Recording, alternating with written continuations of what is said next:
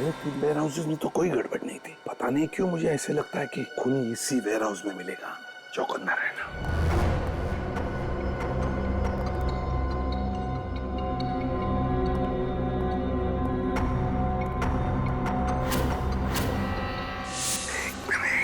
ये देखो पैरों के निशान। सर ये निशान देखकर तो लग रहा है निशान ताजे हैं। हाँ। कोई अभी जल्दी में यहाँ से आ गया।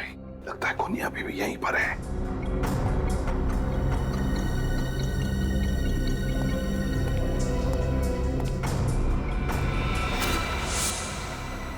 लैपटॉप और फिर यहाँ पर कोई भी नहीं। ये भाग तो नहीं गया। लैपटॉप खोलो और देखो, देखो क्या है लैपटॉप पर।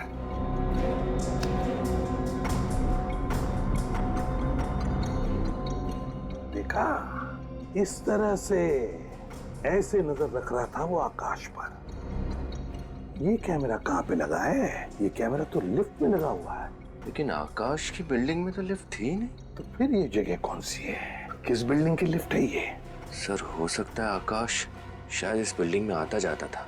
या तो ऐसा भी हो सकता है कि आकाश के अलावा वो किसी और पर भी नजर रख रहा था और शायद उसका खून करना चाहता है, और वो जो भी है इस बिल्डिंग में रहता है। कौन सी जगह हो सकती है? ये देखो, लिफ्ट खुल गई। देखो लिफ्ट के सामने बोर्ड लगा हुआ है, आनंद मोहन हाउसिंग सोसाइटी। इसका मतलब ये आदमी आनंद मोहन सोसाइटी में रहता है। आनंद मोहन सोसाइटी।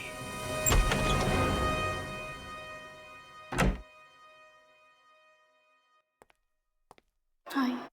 हाय। एमएमएस? ये किसने भेजा? अननोन नंबर लग रहा है, देखते हैं। ये क्या है? ये लिफ्ट के अंदर कौन जा रहा है? कहिए मैं तो नहीं। लिफ्ट तो नीचे जा रही है। ये तो यही लिफ्ट लग रही है। नहीं नहीं, मैं कैसे हो सकता हूँ? रोहित रिलैक्स रोहित, कुछ नहीं होगा। अभी लिफ्ट आएगी, अब तुम लिफ्ट के अंदर जाओगे। ये एमएमएस सिर्फ एक मजाक है, ठीक है? अब लिफ्ट आएगी और तुम अंदर जाओगे।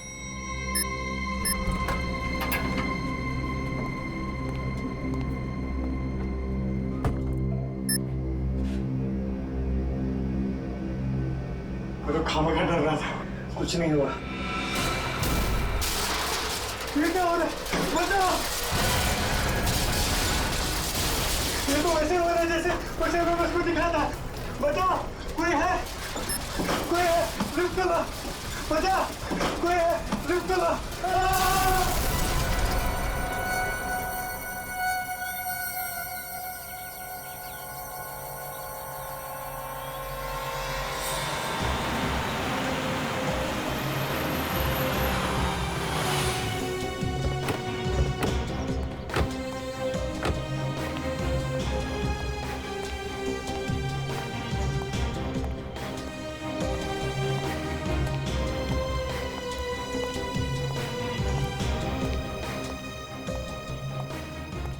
बहुत भीड़ लगी हुई है सर। चलिए चलिए प्लीज हटिए पीछे। क्या हुआ है? माय गॉड, ये हुआ कैसे? सर पता नहीं लिफ्ट नीचे गिर गई और ये आदमी बेचारा मर गया। अचानक ये लिफ्ट नीचे गिर गई। Yes sir. और ये आदमी लिफ्ट के अंदर ही था और मर गया। जी हाँ। कुछ तो गड़बड़ है विनीत, कुछ तो गड़बड़ है। एक काम करो, पूरी मशीनरी, पूरा केबल वगैरह चेक करो अच्छी तरह से लिफ्ट का। देखो किसी ने कुछ हरकत की है क्या। एक बात बताओ, किसी ने भी लाश को हाथ तो नहीं लगाया?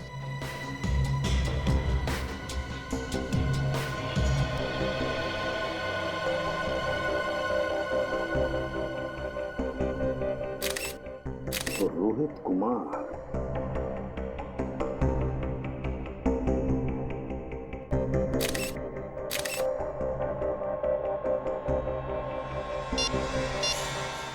माय गॉड, वैसा ही धमकी भरा एमएमएस जैसा आकाश को भेजा था। क्या मेरा? ये रोहित कुमार इसी बिल्डिंग में रहते हैं? सर 1203 12वें महले पे। इसी बिल्डिंग में? जी साहब। अच्छा एक बात बताओ, तुमने किसी अनजान आदमी को यहाँ पर आते जाते देखा? सर तो कोई आदमी नहीं आया था सर। तो याद करके बताओ, कोई बाहर का आदमी आके गया होगा। हाँ साहब, वो लिफ्ट मैकेनिक आया था। लिफ्ट ठीक करने वाला आया था? लिफ्ट में क्या नहीं? हाँ साहब। उसका तुमने आइडेंटिटी कार्ड वगैरह देखा? कंपनी का कार्ड था उसके पास? हाँ चेक किया था, आईडी बराबर था। क्या नाम है उसका? ऋतिकेश नाम था। उसने कोई नंबर वगैरह दिया अपनी कंपनी का या उसका खुद का? हाँ सर, मोबाइल नंबर लिया है मैंने। क्या नंबर है बताओ।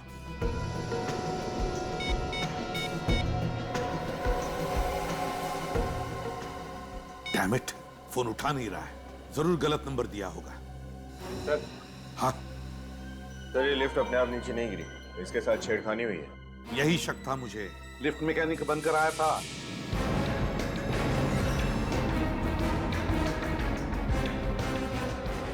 मैंने उसे बिल्डिंग से जाते हुए देखा था। एक लंबा सा आदमी, उसके हाथ में टूल किट था। उसने सारा किया, ये सब उसी ने किया है, ये देखो। और उसने वो धमकी भरा एमएमएस भी भेजा रोहित को, जैसे उसने आकाश को भेजा था। और फिर जो टेलीफोन नंबर दिया, जो सेल फोन नंबर, वो भी जानबूझकर गलत नंबर दिया है। एक बात बता, तुमने इस लिफ्ट मैकेनिक को अच्छी तरह से देखा था ना? जी साहब। उसका चेहरा तुम्हें अच्छी तरह से याद है? अच्छी तरह से? हाँ साहब। तो क्या तुम उसका चेहरा बनाने में, उसका स्केच बनाने में हमारी मदद करोगे?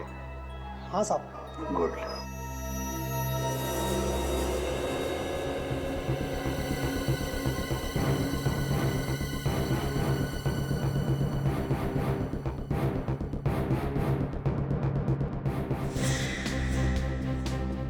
स्केच तैयार हुआ? सर एक लगभग रेडी है, दूसरा तैयार हो रहा है। एक बार दोनों स्केच बन जाए सर, पता चल जाएगा ये दोनों खून आपस में जुड़े हुए हैं या नहीं। है, कनेक्शन है।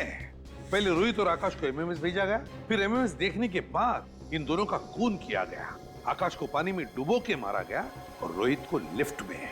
दोनों के खून में कोई ना कोई संबंध जरूर है। रोहित और आकाश के बारे में पता लगाना चाहिए। सर श्रेया लगी हुई है, बस डिटेल्स लेके आने वाली है। सर, हाँ, दोनों स्केच तैयार हो गए सर। सर ये स्केच इन्होंने बनवाया और ये स्केच इन्होंने बनवाया। अभिजीत, क्या लगता है तुम्हें इन स्केचेस को देखकर?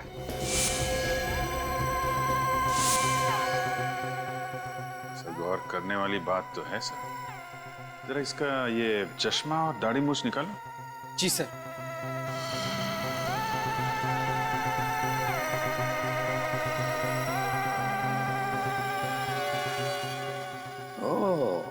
तो ये बात है कि दो अलग अलग आदमी नहीं, बल्कि एक ही आदमी है, और इसी आदमी ने वो दो खून किए हैं।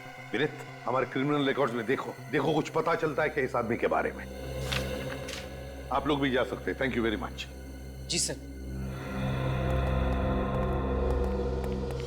सर, हाँ।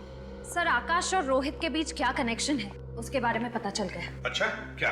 सर आकाश एमवी के कॉलेज में पढ़ता था और रोहित स्टेनी कॉलेज का स्टूडेंट था। आकाश एमवी के कॉलेज में पढ़ता था और रोहित स्टेनी कॉलेज में? Yes sir. सर 2005 में इन दोनों कॉलेजेस ने अपने थर्ड ईयर स्टूडेंट्स को शिमला भेजा था एक समर कैंप के लिए। आकाश और रोहित दोनों इस समर कैंप में गए थे। Shimla summer camp 2005? ये चक्कर है सर, इस मौत की कहानी का पहला पन्ना समर कैंप में लिखा गया था, शिमला में। और क्या पता चला श्रेया इस समर कैंप के बारे में? सर मैंने एमवी के कॉलेज के प्रिंसिपल से आज 3 बजे की अपॉइंटमेंट ले ली। सर उसी कॉलेज के एक प्रोफेसर भी उस समर कैंप में गए थे, वो भी आज उस मीटिंग के लिए वहाँ मौजूद रहेंगे। Very good work Shreya, very good work. Sir, हाँ सर मिल गया। सर इसका नाम राजा है, पहले भी बहुत सारे जुर्म किए हैं इसने और कई बार जेल भी जा चुका है। राजा, पता लगाना पड़ेगा इस राजा का महल कहाँ पर बना है, और फिर एमवी के कॉलेज से भी पता चल जाएगा क्या हुआ था उस समर कैंप में।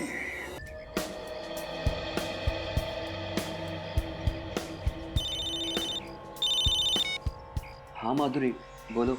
मैं कब से तुम्हारा इंतजार कर रही हूँ। माधुरी मैं अभी क्लब में ही हूँ, मुझे स्विमिंग करने का मन कर रहा है, घर आने में देरी हो जाएगी। नहीं तुम अभी इसी वक्त आ जाओ, मैं तुम्हारे बिना खाना नहीं खाऊंगी। देखो तुम परेशान मत हो, तुम खाना खा के सो जाओ, मुझे घर आने में वक्त लग सकता है। क्या बात है आकाश, तुम्हारी आवाज, कोई परेशानी है क्या? नहीं ऐसी कोई बात नहीं। कुछ तो है आकाश। माधुरी ऐसी कोई बात नहीं है, तुम खामखा परेशान हो रही हो। नहीं कुछ तो है, मैं तुम्हारे रग रग से वाकिफ हूँ। माधुरी मैंने बोला ना कि ऐसी कोई बात नहीं है। मैं फोन रख रहा हूँ, बाय। अब इसको कैसे बताऊं?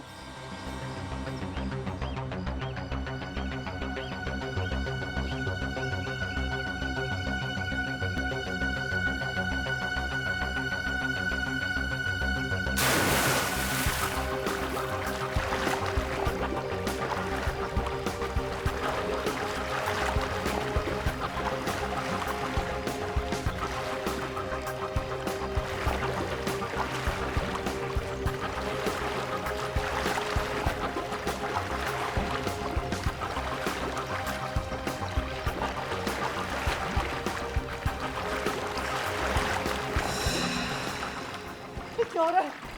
मेरे हाथ पे काम क्यों नहीं कर रहे? कोई है? बचाओ मुझे! कोई है? बचाओ मुझे!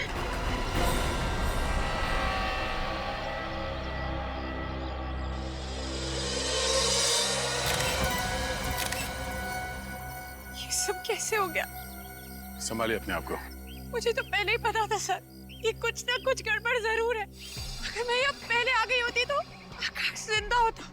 क्या मतलब? सर, आकाश के मरने से पहले मेरी उससे फोन पे बात हुई थी। उसकी आवाज से लग रहा था जैसे वो किसी चीज को लेकर बहुत परेशान है। आकाश ने आपको बताया नहीं कि ये किस बात को लेकर परेशान था? नहीं सर, मैंने इनसे पूछने की बहुत कोशिश की, लेकिन इन्होंने मुझे कुछ नहीं बताया सर। और सर, सबसे अजीब बात तो ये है कि आकाश कोई मामूली स्विमर नहीं था, स्टेट लेवल का स्विमर था। क्या? स्टेट लेवल का स्विमर था ये? हाँ सर, उसने बहुत सारे मेडल्स भी जीते थे। सर, इसीलिए उनके आसपास कोई गार्ड नहीं था। तो सर फिर इस आकाश की मौत हुई कैसे? मैं भी वही सोच रहा हूँ।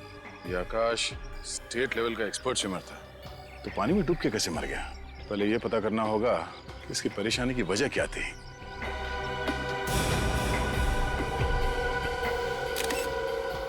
मोबाइल किसका? ये तो आकाश का ही फोन है। निखिल, तो देखते हैं इसके मोबाइल से कुछ पता चलता है क्या।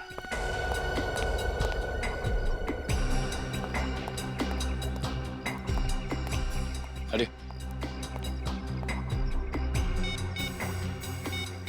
आज एक एमएमएस आया। एमएमएस? सर, किसका है? किसी अननोन नंबर से एमएमएस आया है, देखते हैं।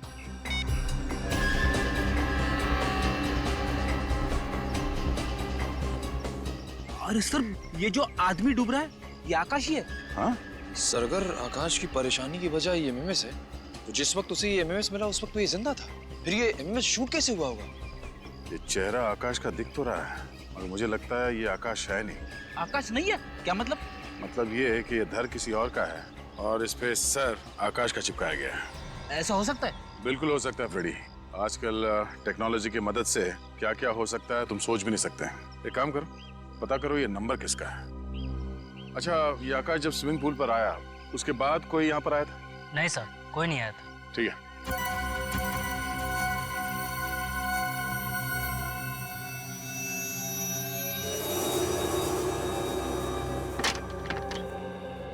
जी तारिका जी, क्या बताना चाहती हैं आप अशोक के खून के बारे में? भाई साहब, ये तारिका जी नहीं, मैं बताऊंगा। सर, मैं तारिका जी से बात कर रहा हूँ, आप बीच में घुसे चले आ रहे हैं। मैं बीच में इसलिए घुसा चला आ रहा हूँ क्योंकि रिपोर्ट मेरे पास है, इसलिए मैं बताऊंगा। अच्छा, रिपोर्ट आपके पास है? जी। अब बताइए, आपको रिपोर्ट से मतलब है या तारिका जी से मतलब है? मतलब तो तारिका जी से ही है। रिपोर्ट आप बता दीजिए। ठीक है, तारिका जी से पूछ। अरे सर, एक मिनट, आप तो गुस्सा हो गए सर। प्लीज रिपोर्ट बता दीजिए, एसीपी साहब इंतजार कर रहे हैं। इस आकाश के खून में एलएसडी मिला है। सर, वही एलएसडी जो एक ड्रग है?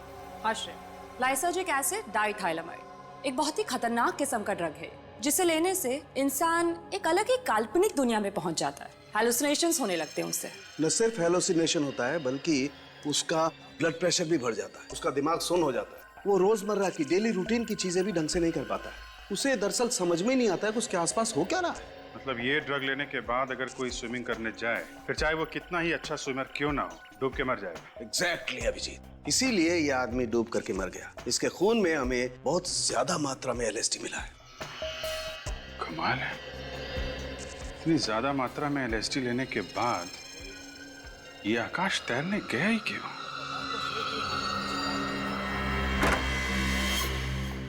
तो समझ में नहीं आ रहा है कि ये लोग नशे के चक्कर में फंस कैसे जाते हैं।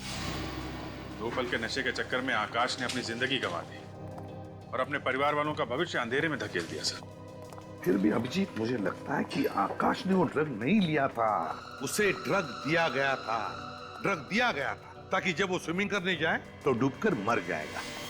सर, ये काम जरूर उसी का होगा जिसने आकाश के मोबाइल पे वो वीडियो भेजा था। विनीत, क्या पता चला एमएमएस के बारे में? सर, निखिल गया मोबाइल कंपनी पता करने के लिए। अभिजीत, मुझे तो लगता है जिसने भी आकाश को ये एमएमएस भेजा ना, वो ना सिर्फ उसे डराना चाहता था बल्कि ये बताना चाहता था कि आकाश देख, मैं तेरे साथ ये करूंगा। और फिर वैसे ही किया, उसे डुबो के मार दिया। हाँ निखिल, उस नंबर का पता चल गया? किसका नंबर है वो? ओके सर, उस नंबर का पता चल गया जिससे आकाश को वो एमएमएस भेजा गया था। किसका नंबर है वो? सर, कोई स्मिता कुमार है, वो एनडी नगर में रहती है। एनडी नगर? अभिजीत, तुम आकाश के घर जाओ और पता लगाओ कि किसने आकाश को ड्रग्स दिया और कैसे दिया। Okay sir. और मैं और विनीत हम स्मिता कुमार के घर जाते हैं। स्मिता कुमार।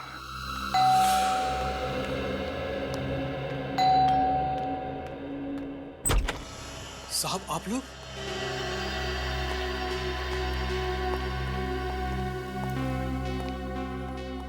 माधुरी जी, आपने हमें बताया क्यों नहीं? आपके हस्बैंड ड्रग्स लेते थे, LSD? आकाश ड्रग्स लेते थे? आप तो ऐसे चौंक रही हैं जैसे आपको इसके बारे में कुछ पता ही नहीं। क्या कह रहे हैं सर? आकाश तो सिगरेट और शराब के नाम से भी नफरत करते थे, और आप लोग कह रहे हैं कि आकाश ड्रग्स लेते थे? सचिन, पंकज, चेक करो घर। देखिए सर, देखिए, हम सिर्फ वही कह रहे हैं जो हमें फोरेंसिक रिपोर्ट ने बताया है। LSD वजह है आपके पति के पानी में डूब के मरने की, वरना इतने एक्सपर्ट स्विमर थे आपके हस्बैंड, बिना किसी वजह के स्विमिंग पूल में तो डूब नहीं सकते।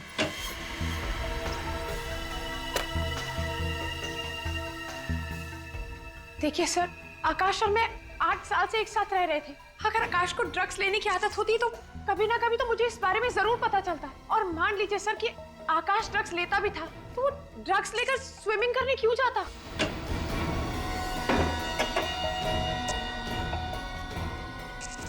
तो आप ये कहना चाहती हैं कि किसी और ने आकाश को ड्रग्स दी, शायद खाने पीने की चीजें मिला के, धोखे से? ऐसा हो सकता है सर, पर ऐसा कौन करेगा? जहाँ तक मुझे पता है सर, आकाश की किसी से भी कोई दुश्मनी नहीं थी। दुश्मनी तो थी माधुरी जी, वरना कोई धमकी भरा MMS क्यों भेजता आकाश को?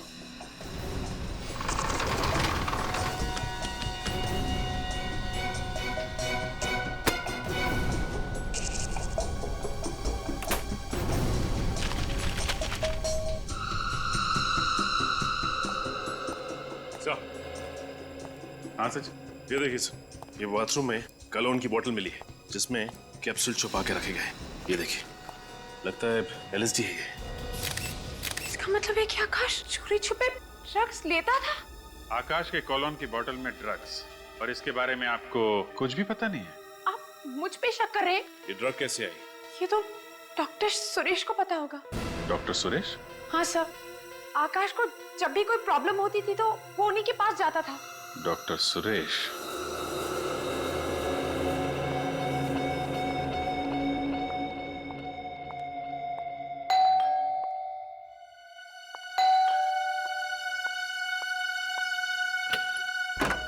जी कहिए।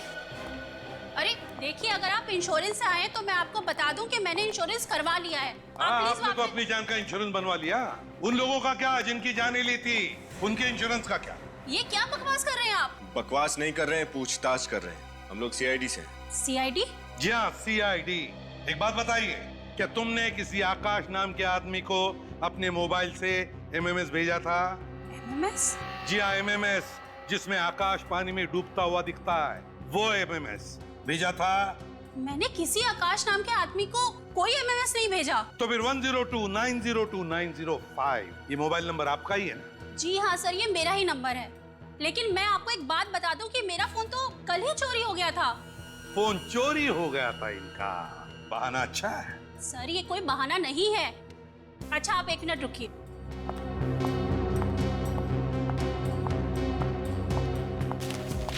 ये देखिए सर, मैंने अपने फोन के चोरी होने की रिपोर्ट भी लिखवाई थी। कहाँ चोरी हुआ था आपका मोबाइल? सर, आकांक्षा मॉल के पार्किंग लॉट से। अगर आपका फोन चोरी हो गया था तो आपने मोबाइल कंपनी से कहकर अपना सिम ब्लॉक क्यों नहीं करवाया? मैंने उनको सिम ब्लॉक करने के लिए बोला था, लेकिन पता नहीं उन्हें इतना टाइम क्यों लगा। पता नहीं इतना टाइम क्यों लग गया, क्या करेगी बेचारी। खैर, जरा बताइए, आपका ये मोबाइल चोरी हुआ कैसे, जरा हम भी तो सुने। सर, मैं आकांक्षा मॉल के पार्किंग लॉट में फोन पर बात कर रही थी, तभी एक आदमी अचानक पीछे से बाइक पर आया और मेरा फोन चोरी करके भाग गया। अचानक मोटरसाइकिल पर आया और उसने आपका फोन छीन लिया और भाग गया, तो फिर आपको कुछ न कुछ तो याद होगा ही। उस आदमी का चेहरा, या फिर मोटरसाइकिल का नंबर, या फिर किस तरह की मोटरसाइकिल थी, या फिर कोई खास बात, कुछ तो याद होगा। सर, हाँ? मुझे सिर्फ इतना याद है कि वो एक लाल रंग की स्नोडेन बाइक पर था और उसकी बाइक की टंकी पर एक जलती हुई खोपड़ी का स्टिकर लगा हुआ था। आकांक्षा मॉल का पार्किंग लॉट, लाल रंग की स्नोडिल बाइक और उसकी टंकी पर जलते हुए खोपड़ी का स्टिकर। डॉक्टर सुरेश। जी हाँ, कहिए। हम लोग सीआईडी से हैं। लेकिन सीआईडी वालों का हमारे क्लिनिक में क्या काम? आकाश आपका ही पेशेंट था? आकाश वो स्विमर? जी हाँ, वो स्विमर, उसकी मौत हो गई। आकाश की मौत हो गई? मगर कैसे? पानी में डूबने से। अगर आकाश तो बहुत अच्छा स्विमर था और उसको बहुत सारे स्विमिंग के मेडल मिले हुए थे, भला उसकी पानी में डूबने से कैसे मौत हो सकती है? वो इसलिए कि जब वो पानी में डूब रहा था तो एलएसडी नशे की चपेट में था। आकाश और नशा? मुझे तो यकीन ही नहीं हो रहा। अगर आकाश नशा कर रहा होता तो हमें उसके routine test, urine test, blood test में पता लग गया होता। आकाश ने कभी भी किसी प्रकार का कोई नशा नहीं किया। अच्छा। आकाश के घर से हमें ये कैप्सूल मिले। ये कैप्सूल तो मैंने ही उसे दिए थे। आपने? तो ये कैप्सूल एलएसडी के नहीं है? लेकिन एक मिनट, ये बिल्कुल वैसे ही कैप्सूल हैं जो मैंने आकाश को दिए थे। मतलब ये एलएसडी की कैप्सूल है? ये एलएसडी का कैप्सूल है। मगर आपने किस लिए कैप्सूल दिए थे आकाश को? क्या बीमारी थी उसे? आकाश को बाइपोलर डिसऑर्डर था। बाइपोलर डिसऑर्डर था उसे? जी, आप लोगों को तो मालूम होगा, इस बीमारी में मरीजों को बहुत सारे मूड स्विंग होते हैं। मूड स्विंग्स मतलब वो अचानक से हंसने लग जाते हैं और फिर अचानक से रोने लग जाते हैं? हाँ, कुछ ऐसा ही। जब वो उदास होते हैं तो डिप्रेशन में चले जाते हैं और जब खुश होते हैं तो इतना खुश हो जाते हैं कि खुशी से फूले नहीं समाते। इसीलिए आकाश के मूड को काबू में रखने के लिए हमने वो वाले मूड स्टेबलाइजर के कैप्सूल दिए थे। और किसी ने उन कैप्सूल्स की जगह ये एलएसडी वाले कैप्सूल्स रख दिए। और ये काम आकाश के कोई करीबी ही कर सकता है, और उसके सबसे करीब उसकी बीवी माधुरी है।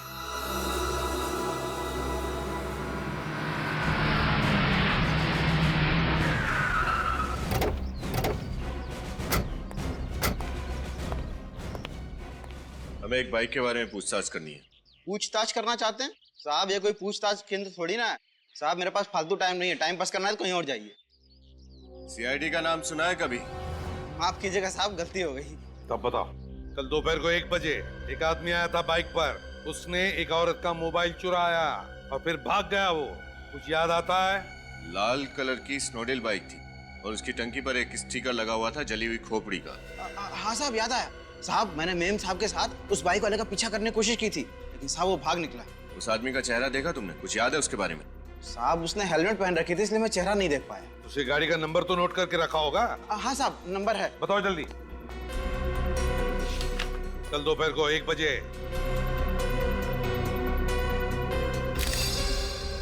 साहब ये रहा, ये ATZ BT 0197। ATZ BT 0197। RTO को फोन करो, उनसे कहो यहाँ पर भी एक बाइक दिखे या मिले तो तुरंत हमें इन्फॉर्म करने के लिए। सर आप पहले भी तो घर की तलाशी ले चुके हैं, दोबारा क्यों लेनी है तलाशी? माधुरी जी, आपको मालूम था कि आकाश को बाइपोलर डिसऑर्डर की बीमारी थी? आकाश को बाइपोलर डिसऑर्डर था? जी हाँ, डॉक्टर सुरेश ने हमें सब कुछ बता दिया है। मगर सर, अगर आकाश को बाइपोलर डिसऑर्डर था तो उसने मुझे बताया क्यों नहीं, छुपाया क्यों मुझसे? पीछे ही चिपका रहेगा क्या? जरा वहां जा। ताज्जुब तो हमें भी हो रहा है कि आपको ये बात पता कैसे नहीं है। कोई पति अपनी पत्नी को इतनी बड़ी बीमारी की बात क्यों नहीं बताएगा? ऐसा कैसे हो सकता है कि आपको इस बीमारी के बारे में कुछ भी नहीं मालूम? सब मेरी तो कुछ भी समझ में नहीं आ रहा है। सब आप लोगों को अभी भी ऐसा लग रहा है कि ये सब कुछ मैंने किया है? साहब एक काम कर, बाहर जा, मेरे लिए चाय बना के ला और साथ में बिस्किट लेके आ, भूख लग रही है मेरे को। ठीक है माधुरी जी। आकाश अपनी कॉलोन की बोतल में बाइपोलर डिसऑर्डर की दवाई रखता था। वो दवाई किसी ने बदल के उसमें एलएसडी के कैप्सूल रख दिए, जिससे उसकी मौत हो गई। और दवाई बदलने का काम कोई पास वाला आदमी कर सकता है। क्या कह रहे हैं सर? मैं ठीक कह रहा हूँ। आजा, घुस जा इसमें, घुस जा इसके अंदर, पीछे।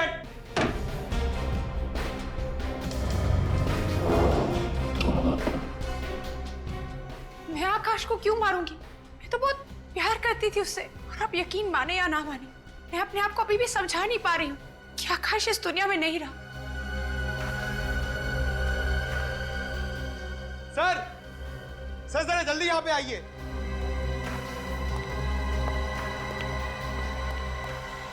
हाँ पंकज। सर ये देखिए, इस घड़ी के ऊपर एक कैमरा छुपा के रखा हुआ है।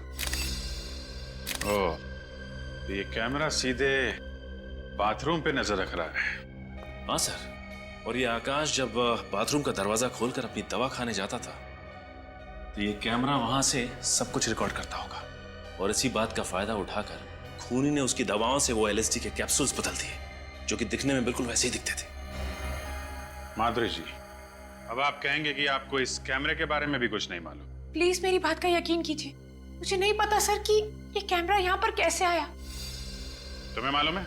नहीं साहब, इसके बारे में मुझे भी कुछ नहीं मालूम। अच्छा पंकज, कैमरा निकाल लो, पता करते हैं ये कैमरा कहां से खरीदा गया और किसने खरीदा।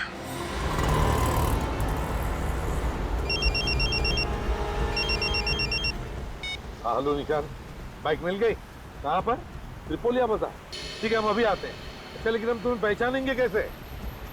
पिस्ता कलर का शर्ट पहना है तुमने और डार्क पैंट। ओके विनीत, गाड़ी घुमा लो आप।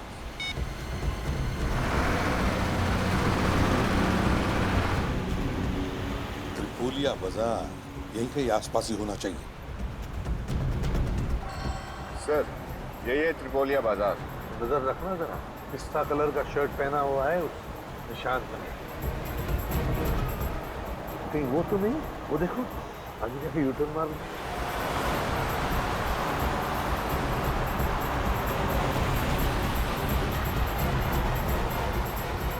निशान, आरटीओ ऑफिसर निशान, कहाँ पर है बाइक? सर वो रही लाल बाइक, और सोसाइटी वालों ने बताया कि आधा घंटा पहले कोई पार करके गया इसे। मालिक कौन है इस बाइक का? शैलेंद्र नाम के किसी आदमी की सर। शैलेंद्र? जी सर। सर पिछले हफ्ते ये बाइक चोरी हुई है। एक हफ्ते पहले बाइक चोरी की गई है। ठीक है निशान, thank you very much, good work, जा सकते हैं। Thank you. विनीत बड़ा चालाक है ये। उसने बाइक चुराई, फिर मोबाइल चुराया, दोनों अलग अलग लोगों का, ताकि उस तक कोई पहुंच न सके। Yes sir. आधे घंटे पहले यहाँ आया है वो, गया कहाँ होगा? ज्यादा दूर नहीं गया होगा। तेरा मैप निकाल, देखे तो सही है त्रिपोलिया बाजार है क्या? हम इस वक्त यहाँ हैं। एक तरफ तो पूरा रेसिडेंशियल एरिया है और इस तरफ सारे ऑफिसेज हैं। सर ये अंदाजा लगाना बहुत ही मुश्किल होगा कि आदमी किधर गया है। हम कहीं जाने वाले नहीं है उसे ढूंढने के लिए। हम यहीं पर रुके रहेंगे, यहीं पर इंतजार करेंगे उसका। जरूर आएगा वो अपनी बाइक लेने के लिए, आएगा जरूर। एक्सक्यूज मी, आप जरा ये कैमरा देखिए, ये आपने बेचा है? हाँ सर, ये कैमरा हमने बेचा है। हम लोग CID से हैं, ध्यान से सोच के बताओ किसे बेचा है। एक मिनट सर। हाँ सर, ये कैमरा हमने हेमंत नाम के आदमी को एक हफ्ता पहले बेचा था। ये हेमंत का नंबर और पता तो होगा तुम्हारे पास? नहीं सर, वो तो नहीं है। आप सिक्योरिटी सिस्टम बेचते हैं और आपके पास उस इंसान का कोई रिकॉर्ड नहीं है? वो सर वो। अच्छा ये बताओ, उसने पैसे कैसे दिए थे? क्रेडिट कार्ड से या फिर कैश? सर पेमेंट तो उन्होंने कैश से ही दिया था। कैश? दिखने में कैसा था? सर हाँ सर, थोड़ा थोड़ा याद है। अरे यार, आप सिक्योरिटी सिस्टम्स बेचते हैं और आप ही के पास सिक्योरिटी कैमरा नहीं लगा हुआ है। आपका सुझाव तो अच्छा है, मैं बहुत जल्दी लगवा लूंगा। सुझाव का क्या करोगे? हेमंत को जो करना था वो करके चला गया।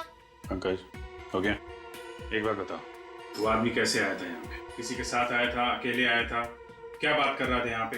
किसी से फोन पे बात कर रहा था? कुछ भी याद है उसके बारे में? हाँ सर, वो फोन पे बात कर रहा था। क्या बात करता, कुछ सुना तुमने? क्या कह रहा था, क्या कह रहा था? दिमाग पे जोर डालो, याद करो, क्या कह रहा था वो? हाँ सर, याद आया। वो फोन पे कह रहा था कि मैं वेयर हाउस बहुत जल्दी पहुंच जाऊंगा। कौन सा वेयर हाउस? ये तो नहीं बोला उसने फोन पर सर। एक बात तो पक्की है, उस MMS वाले खूनी ने किसी वेयर हाउस को अपना अड्डा बना रखा है। तुम्हें उसके बारे में जो भी याद है, जितना भी याद है, उसका स्केच बनवाओ। ब्यूरो चलो। सर अगर ये बाइक लेने वापस ही नहीं आया तो? चोरी की बाइक है, हो सकता है छोड़ के भाग गया हो। आएगा वो विनीत, जरूर आएगा बाइक लेने के लिए।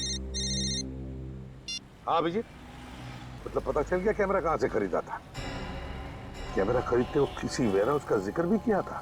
कैसा वेयर हाउस अभिजीत? कौन सा वेयर हाउस? पता चला?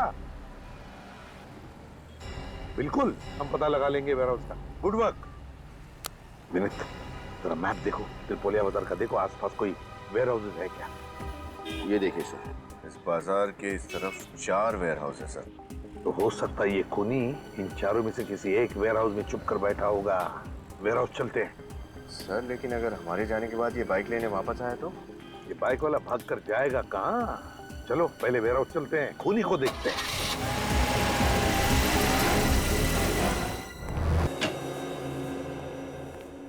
नमस्ते सर। आइए आइए, मैं आप लोगों का इंतजार कर रहा था। और ये है यहाँ के प्रोफेसर जिसे आप मिलना चाहते हो। नमस्ते सर। नमस्ते। तो आप ही इन बच्चों को 2005 में शिमला के समर कैंप लेके गए थे?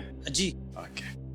प्रोफेसर साहब जरा ये फोटो देखिए, इन दोनों को पहचानते हैं आप? हाँ, इसे मैं अच्छी तरह से पहचानता हूँ। ये आकाश है और ये शायद रोहित। अरे वाह, आपकी याददाश्त तो काफी अच्छी है। 8 साल बाद भी आप इनको इनके नाम से पहचानते? दरअसल मुझे सबके नाम तो अच्छी तरह से याद नहीं है, मगर इन चारों के नाम मुझे अच्छी तरह से याद है। 4? कि हमने तो आपको 2 ही फोटोग्राफ दिखाए हैं। इन दोनों के साथ में 2 लड़के और थे उस शिमला वाले समर कैंप में। क्या नाम था उसका? यस, विशाल और अमन। विशाल और अमन? हाँ, अमन उस समर कैंप में ड्रग्स का इस्तेमाल करते हुए पकड़ा गया था। अमन ड्रग्स लेता था? और पकड़े जाने पर उसने आकाश, विशाल और रोहित पे इल्जाम लगा दिया कि वो तीनों उसे फंसा रहे हैं। अच्छा, फिर क्या हुआ? फिर कुछ नहीं। अमन के इल्जाम झूठे साबित हुए और उसके कॉलेज वालों ने उसे निकाल दिया। हाँ, ये चक्कर है। लगता है ये अमन 8 साल के बाद नींद से जागा है बदला लेने के लिए, और इस राजा के साथ मिलकर ये सब खून कर रहा है। प्रिंसिपल साहब, ये रोहित और अमन का एड्रेस मिल सकता है ना? हाँ जरूर इंस्पेक्टर साहब, मैं इन दोनों का कॉलेज से पता करके आपको बताता हूँ। प्लीज जरा जल्दी कीजिएगा, किसी की जिंदगी और मौत का सवाल है।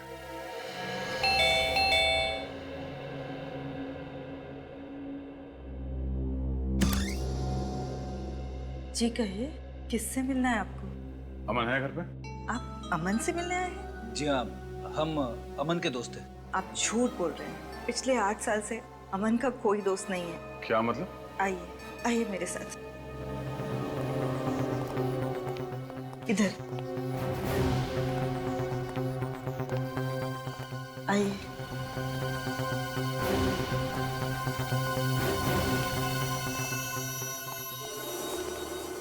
ये है अमन।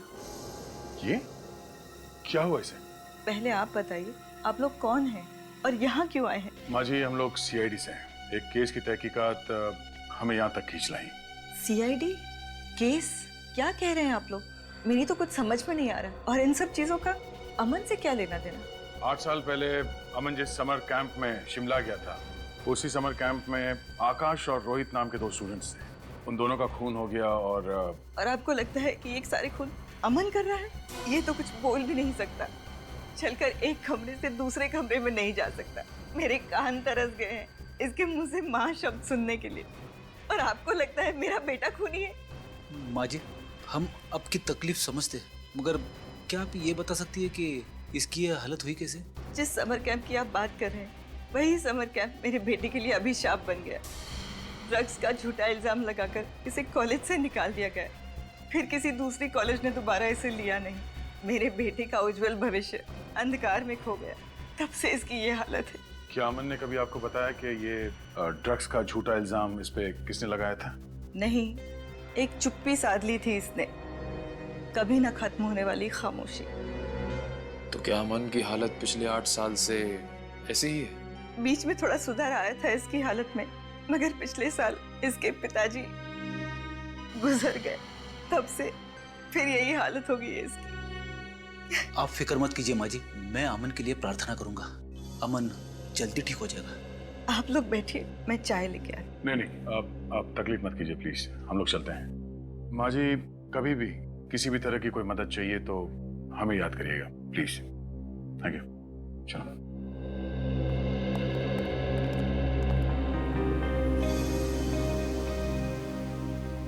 सर, अमन इस हालत में है ही नहीं कि वो किसी का खून कर सके। इसका मतलब कोई ऐसा इंसान है जो अमन की इस हालत का बदला लेना चाहता है। हाँ फ्रेडी, जरूर आकाश, रोहित और विशाल ने अमन को फंसाया होगा। इस खूनी का अगला शिकार विशाल ही होगा। पंकज, बिल बजाओ। बजाओ।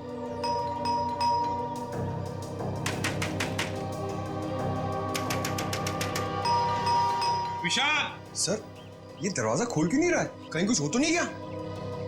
गैस की बदबू आ रही है। मास्क पहन लो, मास्क पहन लो। विनीत। Yes sir. मस्जिद से दरवाजा खोलो। पंकज, पकड़, देखो गैस कहां से आ रही। बंद करो।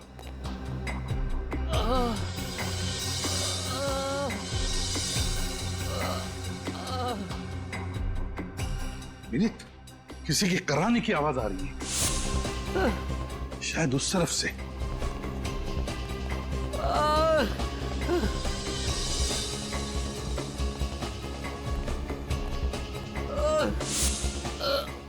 My God.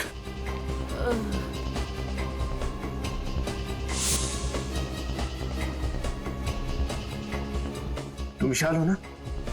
सर विशाल। विशाल? विशाल क्या हुआ? सर, इसे बचा लो सर। किसे किसे बचा लीजिए? हैं? मेरी मंगेतर प्रिया को। क्या हुआ प्रिया को? कहाँ है वो?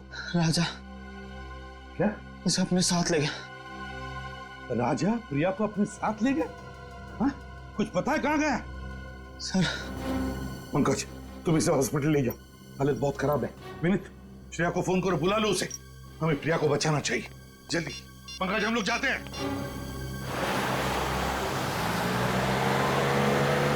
वो देखो, वहां कोई है।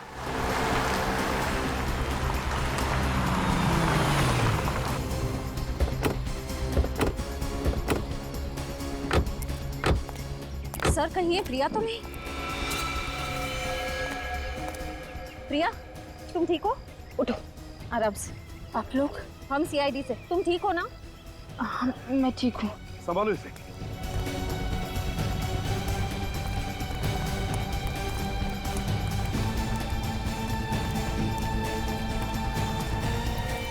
देखो देखो, जिंदा है क्या? सर, ये तो राजा है। राजा? ये तो मर चुका है सर। समझ में नहीं आता। गाड़ी यहाँ पर क्रैश हुई है, राजा यहाँ मरा पड़ा है, वो प्रिया वहां पर है। ये सब हुआ कैसे होगा? पता नहीं क्यों मुझे लगता है सारा सच सामने नहीं आ रहा है। कुछ तो गड़बड़ है। गाड़ी को चेक करते हैं अच्छे से। देखो जरा। उठ सकोगी? हाँ, संभल के। देखो कुछ गाड़ी में प्रॉब्लम है क्या, अच्छी तरह से देखो।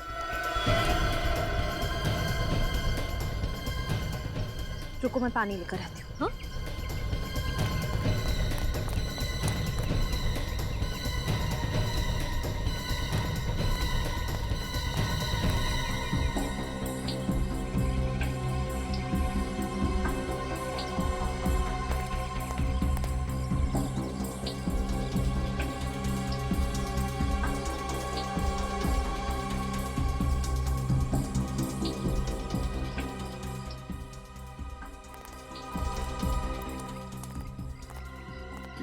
अब कैसी हो? मैं बिल्कुल ठीक हूँ सर। आप लोगों ने मेरी जान बचाई, इसका एहसान मैं जिंदगी भर नहीं भूल पाऊंगी। अरे नहीं, लेकिन ये सब हुआ कैसे? हाँ? मैं और विशाल घर पर टीवी देख रहे थे, तभी अचानक घंटी बजी। मैंने दरवाजा खोला तो ये जबरदस्ती घर के अंदर घुस आया। विशाल को मारने लगा, कहने लगा कि कोई पुराना कर्म है जिसकी सजा इसे चुकानी ही होगी। फिर क्या हुआ? फिर विशाल को अधमरा करके किचन की ओर चला गया गैस ऑन करने के लिए। फिर मुझे जबरदस्ती अपने साथ ले जाने लगा। कह रहा था कि मेरे साथ क्या करना है इसका फैसला उसका बॉस ही करेगा। बॉस? मतलब राजा का कोई बॉस भी है? हाँ सर, मैं बहुत रोई, बहुत चिल्लाई। अपने आप को बचाने की मैंने बहुत कोशिश की, लेकिन ये जबरदस्ती मुझे अपने साथ ले आया। मगर एक बात समझ में नहीं आई कि ये एक्सीडेंट कैसे हुआ? मैंने भी हार नहीं मानी सर। ये ड्राइविंग सीट पर बैठा था, मैंने स्टीयरिंग व्हील इस बड़े से पत्थर की तरफ घुमा दिया। मैं गाड़ी से कूद गई, गाड़ी इस पत्थर से जा टकराई और शायद तभी इसकी मौत भी हो गई। मतलब राजा ड्राइविंग कर रहा था, फिर प्रिया ने पूरी स्टीयरिंग व्हील ऐसे घुमा दी और गाड़ी को क्रैश कर दिया। सर, राजा तो मर गया, अब उसके बॉस तक कैसे पहुंचेंगे हम? बॉस तो मिल गया विनीत, बॉस तो सामने ही है। बॉस सामने है? मतलब बॉस सामने है, सामने। विनीत सर, ये दोनों सीट देखो। ये सीट तो बहुत आगे है। हाँ, ड्राइवर की सीट बहुत ही आगे है। इसका मतलब समझ गए? विनीत, ये राजा कम से कम 6.25 फीट का आदमी है। क्या वो ड्राइविंग सीट इतनी आगे लेकर वो ड्राइविंग सीट पे बैठ सकता है? ड्राइविंग कर सकता है? ये बात तो है सर। समझ गए? समझ गया सर। आप लोग मुझ पर इल्जाम लगा रहे हैं। मैं भला विशाल पर हमला क्यों करवाऊंगी? बताता हूँ। राजा से आकाश और रोहित का खून करवाया, मगर विशाल बच गया। और अब तुमने राजा को ही मार डाला ताकि तुम तक कोई भी पहुंच ना सके। समझे?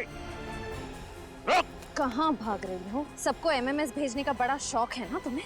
ये रहा तुम्हारा इनाम।